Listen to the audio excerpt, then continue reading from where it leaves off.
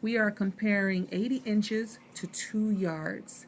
I know that yards is our larger unit of measure, so I'm going to make a bar model that shows 2 yards, and I'm going to decompose those 2 yards into each unit, 1 yard and another yard, to make my 2 yards.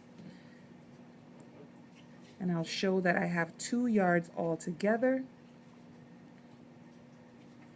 Now I have to think about my inches. It's the other unit. So I'm going to make another bar model the same size as my 2 yards. And once again, break it down into 2 equal parts. So 1 yard equals some inches. Don't know how many yet. I'm thinking about it. So 1 yard is 36 inches and another 36 inches. So now if I can combine that, I'll find out how much 36 inches plus 36 inches is. So 36 inches plus 36 inches, that is going to give me 72 inches. So 2 yards equals 72 inches.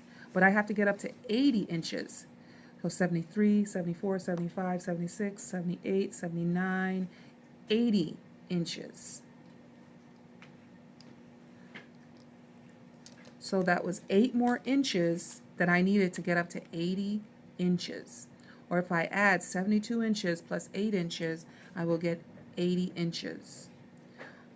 So I can see that 80 inches is larger than 2 yards. 80 inches is greater than 2 yards.